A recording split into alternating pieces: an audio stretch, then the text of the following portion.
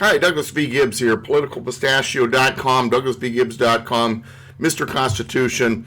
And of late, because of the political whatever arena that's going on, Mr. Constitution has been very, very popular at Patriot events. So I've been going to a lot of public speaking events lately. And earlier this week, I was driving down to San Diego for a women's group, a Republican group. And while I'm driving down there, I'm listening to the radio, and I tend to like the hits from the 70s and the 80s, maybe a little bit of rock and things like that.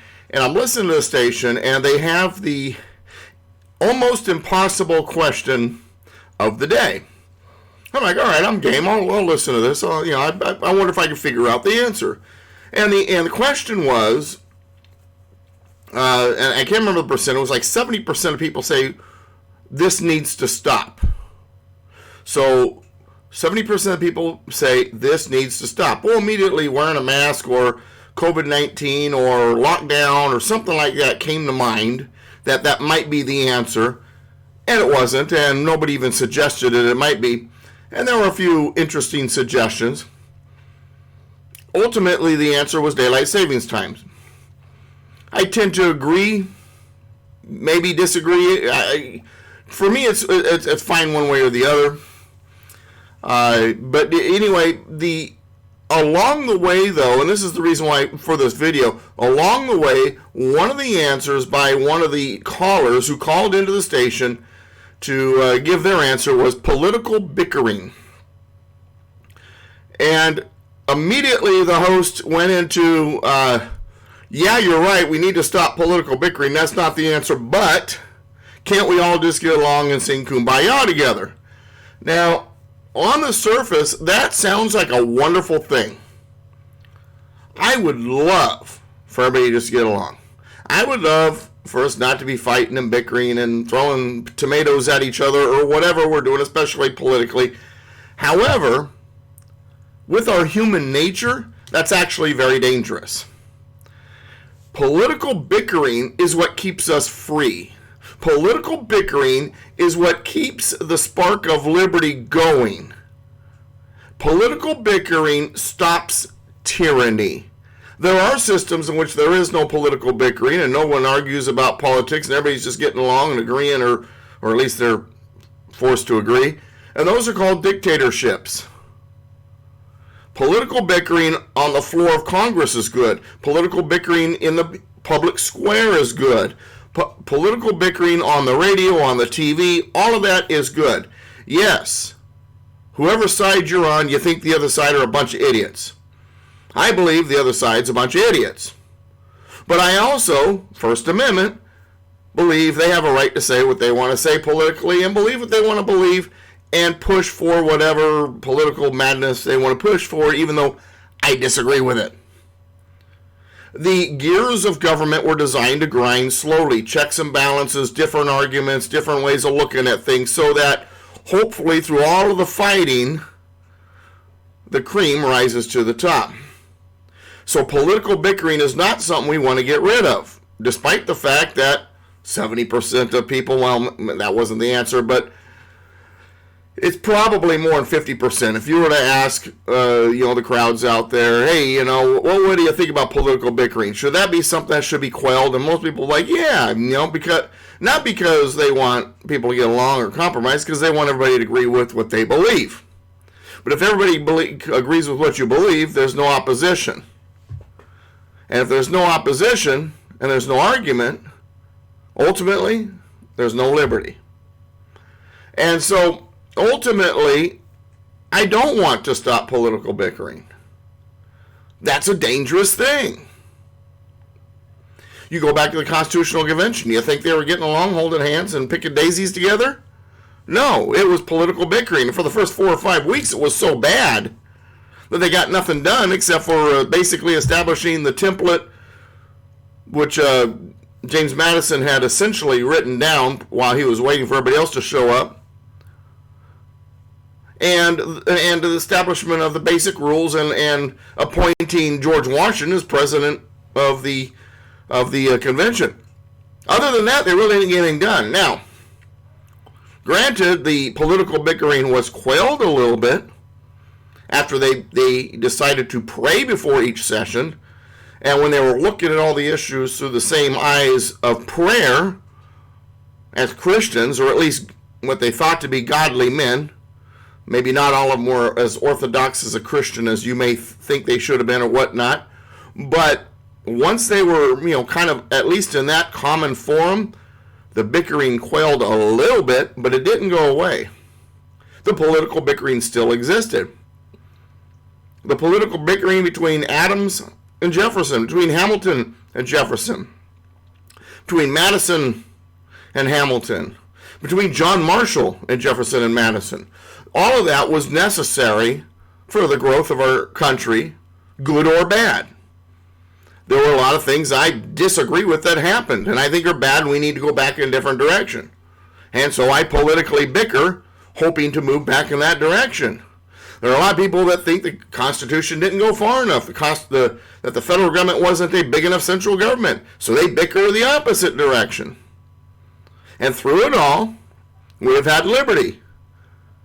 Because ultimately, if someone feels like they're not getting their fair share in the system of liberty, they should say something about it. They should politically bicker. Now that said, in the Constitution, the First Amendment, it says to peaceably assemble. I agree that there should be political bickering. I don't believe it should get to the point of violence. I don't believe we should be burning federal buildings or doing, fighting in the streets, blood in the streets, and all that jazz. Ultimately, political bickering can lead to that if solutions are not met, compromises are not found. That's what happened with the American Revolution, because one side was unwilling to bend even just a little bit. And so ultimately, the shooting began. Some believe in this tough situation the founders would already be shooting by now. I don't know. But I do know we're in a tense situation. I do know our Constitution feels like it's on the ropes. And for a lot of people, they're very fearful. They're watching things happening that they're not happy with. And we're seeing consequences to those decisions. Higher gas prices, higher unemployment, and so on and so forth. There are some people that believe that certain institutions have been compromised. The press, elections, and so on and so forth. And the bickering continues. And yet we do have certain persons out there saying, well, we can't have that. We're going to silence that bickering. We're going to silence that opinion. That is a sign of tyranny. So if you see for example, big tech companies say, you know what? We disagree with you politically, so we're going to shut you down, shut you up.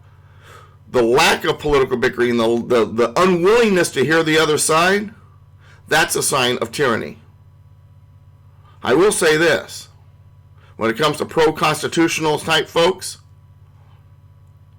while we think the other side who disagrees with us may not be very bright and that they're wrong, you'll never see us say government should shut them down and not allow them to speak, or big tech should shut them down and not allow them to speak. Because political bickering, agree with it or not, is the very foundation of what freedom of speech, freedom of the press, freedom of assembly, freedom of religion, and the freedom to petition the government for redress of grievances. In other words, the First Amendment. Political bickering is what that is all about.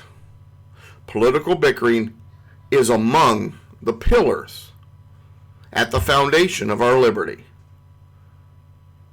And if we desire to kill political bickering, and we are so willing to do it to the point where we start censoring, we start silencing,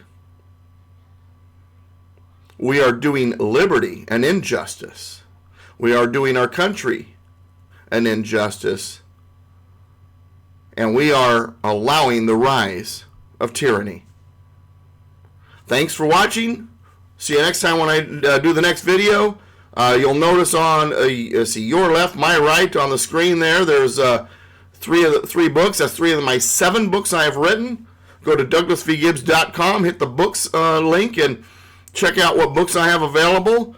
If you want an autograph, contact me directly, constitutionspeaker@yahoo.com. You want me to speak to your group, constitutionspeaker@yahoo.com.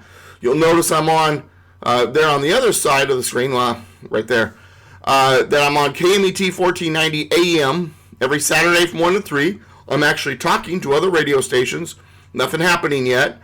And then Patriot Soapbox has offered me a slot. I thought I had a slot, so I even advertised it on the last video. Didn't work out. They still want me on board. I'll let you know the moment I have a slot on Patriot Soapbox to do maybe a 1 or 2 hour solo radio podcast style show. And of course, I come here to you guys on video when I get the opportunity.